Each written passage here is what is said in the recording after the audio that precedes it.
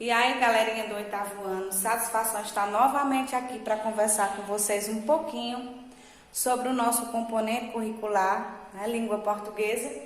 E vamos trabalhar hoje a análise linguística, tendo em vista que nós começamos um pouquinho a falar na aula passada, certo? Em que trabalhávamos o gênero reportagem.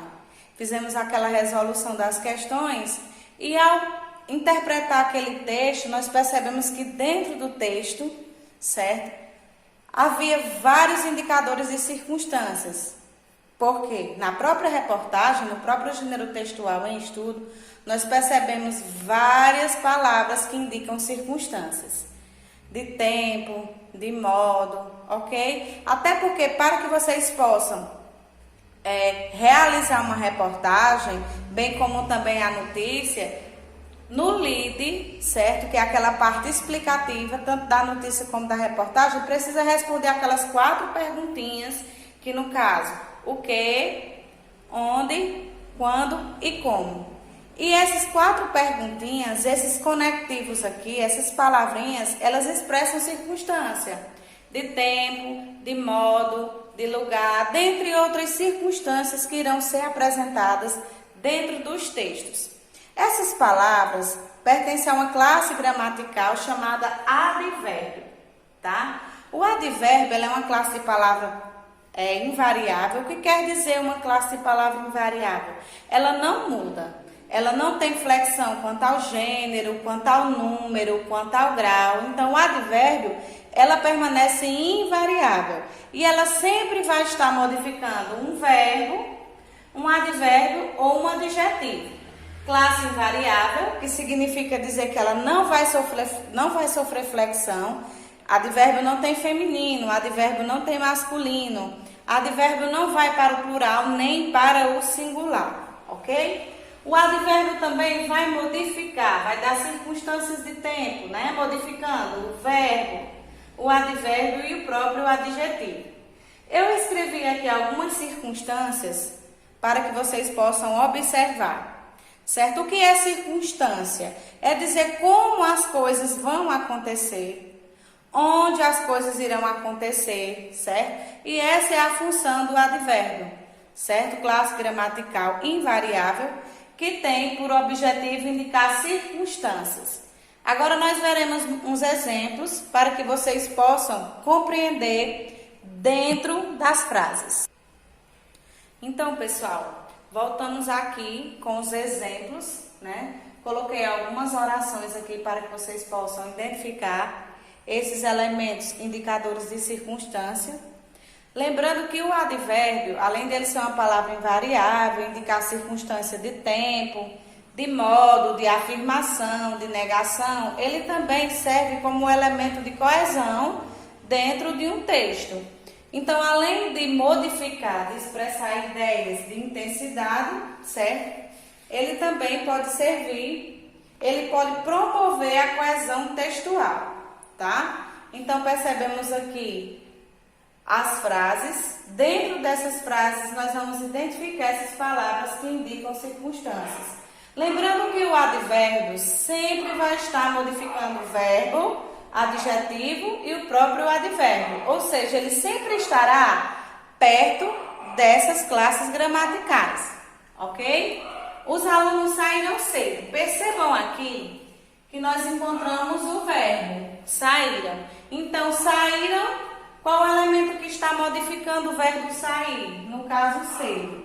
Esse advérbio aqui, né, que está indicando a circunstância de tempo. Então, cedo é um advérbio, certo? Que expressa circunstância de tempo, saiu cedo. Outros advérbios que possam expressar circunstância de tempo. O hoje, tarde, antes, depois, logo, sucessivamente, à tarde, à noite, ok? Vamos para a próxima frase, próxima oração. Meu caderno está ali. Lembrando que aqui está o verbo, né? Verbo de ligação, verbo que expressa estado, né? Saíram expressa ação e está expressa estado. Aqui nós vamos ter o elemento modificador do verbo, que no caso ali. Ok? Então, ali é o termo que está modificando o verbo, certo? No caso, será um advérbio de lugar. Expressa lugar. Percebam que ele sempre vai estar próximo do verbo, certo? Aqui nessas orações, isso quando as orações estiverem na ordem direta, que também nós conhecemos essa ordem direta como ordem canônica. O que seria, professora, essa ordem direta? Em que vem o sujeito, o verbo e o complemento, certo? Então, a ordem direta das orações, no caso, é quando apresenta primeiramente o sujeito, depois o verbo e o complemento.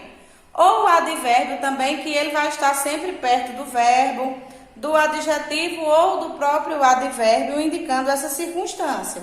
Circunstância de tempo, de modo, de lugar, de afirmação, de negação, ok? Aqui nós temos, pai guardou cuidadosamente o documento. Então, nós temos aqui, ó, guardou o verbo, a palavra que vai estar modificando o verbo, cuidadosamente. Como o pai guardou, né? Cuidadosamente. Então, será um advérbio de modo, está indicando o modo como o pai guardou os documentos, tá? Além dos advérbios, nós teremos também as locuções adverbiais. O que são locuções adverbiais? Mais de uma palavra, né, que representa o advérbio, a função é de advérbio. Nós temos aqui uma palavra, cedo, ali, cuidadosamente. Porém, a locução adverbial serão duas palavras, mas também tendo a mesma função do advérbio.